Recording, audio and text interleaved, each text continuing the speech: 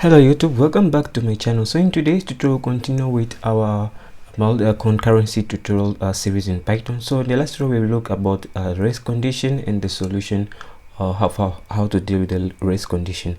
So in this tutorial, we'll look at multiprocessing and how to process Python programs on different processors as we discussed. So if you're not multiprocessing is or the theory behind it, you can go back and watch the first video in this series where we discuss the theory about multiprocessing and what it really is. So in this tutorial, we're going to go ahead and actually learn about multiprocessing. So in the first, multiprocessing is used when you have very CPU intensive tasks such as performing a lot of mathematical calculation, dealing with matrices, deep learning, and also processing different images. In this tutorial, we're going to use the multiprocessing to process the different images that you have downloaded so far. So let's get started. So the first, I'm going to show you the disadvantages of using multiprocessing in in an IO bound situation. So I'm just going to go ahead and open up Visual Studio Code. So I have Visual Studio Code open up. So before I begin, let me just activate my virtual environment. So I'm going to do source. Let me just check if my virtual environment is here. Yeah, into source vnv/bin/activate, and I'm going to activate my virtual environment. So now that you have a virtual environment activated, I'm going to go in here into my program files. I'm going to add in another Python file. I'm going to call it multiprocessing dot this 01.py. I'm just going to call it this. Okay, multiprocessing 01.py. I hope I got the spelling of multiprocessing right. So this is multiprocessing. Yeah, I hope that's the spelling. So now that I have that done, I'm going to go ahead and actually go to my let me just go to my IO band. So this is the IO band that you have been using so far. So I'm just going to copy everything from here. So sorry, I'm going to copy everything, and then I'm going to move it to this file and paste it in there. So what you're going to do in here is that you're going to be using multiprocessing. So I'm just going to leave this. I'm going to leave this as it is. So I'm going to leave this as it is. You're also going to leave this as it is. Okay. So we're only going to change some parts of our code. So what you're going to do is that you're going to create two more let's start with changing this part of the code here. So instead of using the multi-thread pull executor, you're going to be using they're going to be using the pull executor. So you're going to be using multiprocess on this. So let's go ahead up here, and I'm simply going to go ahead and import this. Okay, so I'm going to import multiprocess. So I'm going to import multiprocessing. So great. So now that I have that imported, I can come down here and use it. So instead of doing this, I'm just going to delete all of this part, or we can just delete all of this part and write it from scratch. Okay, I'm just going to delete this, and I'm going to say with multiprocessing. Oh, sorry, this is multiprocessing dot this is going to be a pool. So you're going to create a pool, and then you're going to say initializer, and the initializer is going to be a certain function. What you're going to be doing is you're going to go ahead and create another function, and I'll explain to you why we need this function. And I'm going to go ahead and call this function def. I'm going to call it set underscore global underscore session. Sorry, set global session, and we're going to what this function is going to be, we're going to have global like this session. So I'm going to define this session here. So I'm going to say session by default is none. So we're going to refer to this global. So global here, you're referring to this global variable here. That's why using global session. You're going to say if not a session.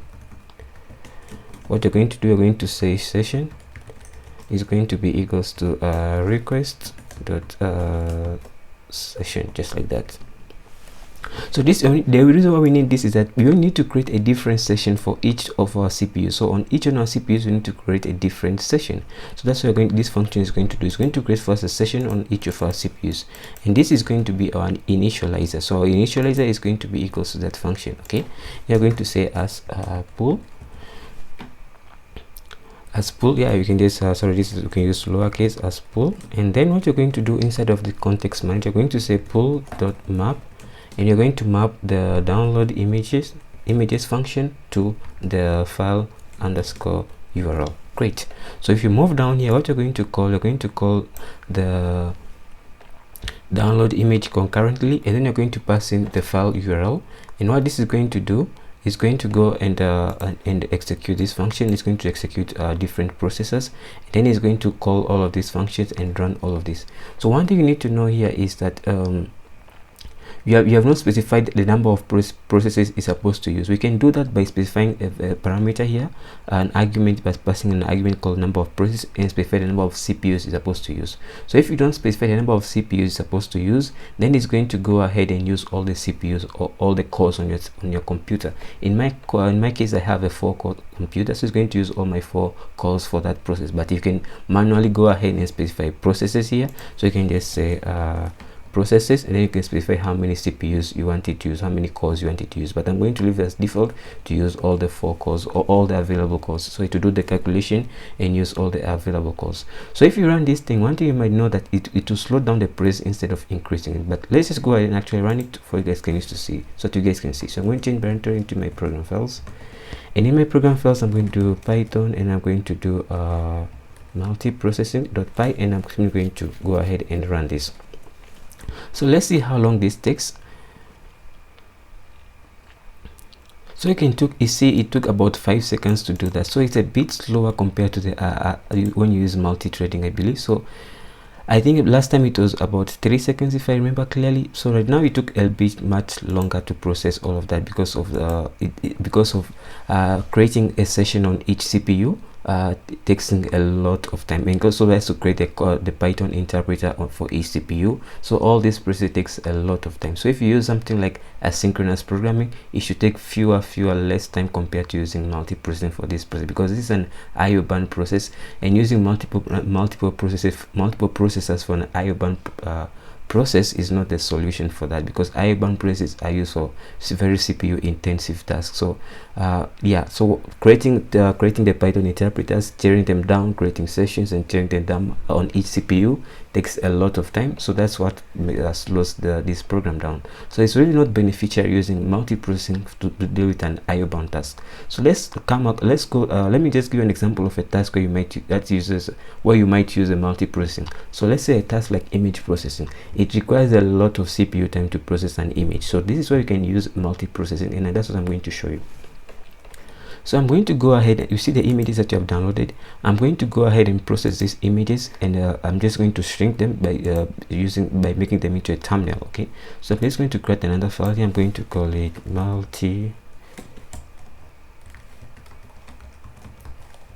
multiprocess_02.py. okay, and in here what you're simply going to do is that you're going to go ahead and use the downloaded images, grab all of them, and then process them, shrink them down by resize them, and then let's see how much time it takes. So I'm going to go ahead and do all the imports here. So I'm going to import time so we can keep track of our time. I'm going to import OS. I'm going to import concurrency. So let me just import. You're going to go ahead and actually import concurrency. So this thing can be done in 2 ways, right? In this time we're going to use multiprocessor. So we're going to import I'm going to say multiprocessing, just like that. And I'm also going to go ahead and actually import. We need to install one library, and it's going to be called Pillow, and you're going to use Pillow to deal with our image processing. So I have the Google pulled up here, Google Chrome. So if you go to the installation, you can just go to Google Chrome and search for Pillow installation, and you can have the command to install Pillow. So this is a command to install Pillow. So I'm just going to copy this command, copy it, and go to my terminal and simply paste it in there. So I'm going to paste it here and then run that command, and this is going to go ahead and actually install Pillow for us, and you're going to use Pillow to process our images. So we're going to resize our images using Pillow. So once that we have that, I'm going to go ahead and actually define the following. So I'm going to import Pillow. Let me just import Pillow. So from Pillow, import images, image, just like that. And I'm going to say I'm going to have the, and this is going to be, I'm going to define something into my directory. So directory underscore, and this is going to be directory, I'm going to directory, and this is going to be my directory where my images are. So I'm going to say /images, just like that. And I'm going to specify size, and this is the size I'm going to use to resize our images. So I'm going to say, let me say 200 by 200, okay, just very small. Then I'm going to say images, and the images is going to be a list, an empty list. So we're going to have a function called process images. So we're going to have def process underscore image, and you're going to take in an image underscore name. We're going to take the name of an image. I'm going to do image is going to be image dot open. So I'm going to open up the image. So open, and I'm going to specify now the file. So I'm going to do a double string, and then images. I'm going to say images /. Then I'm going to add the image name to it underscore name, just like that. So I'm going to specify the directory of that image, which is this image of this folder called images. Then // I'm going to add to it the name of that specific image, and the name of that image will be something like this. Okay, so I'm going to do image dot thumbnail, and I'm going to specify in the size. So I'm going to shrink the image, and this is going to be a tuple. I'm going to pass in 200 by 200. Okay, it means you're going to resize that into a thumbnail.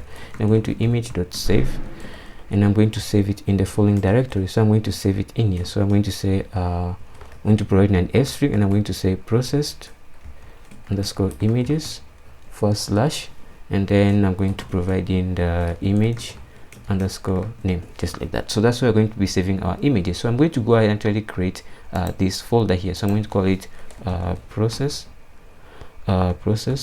underscore images, just like that. So I have this folder called process images. Right now you can see that the project, the folder is empty. Excuse me. So once I have that, I'm going to go ahead and save that, and once I'm done, I'm going to say print. I'm going to say an f string here. I'm going to say let me just specify the image name, image underscore name, done processing, just like that. And then I'm going to keep just like that.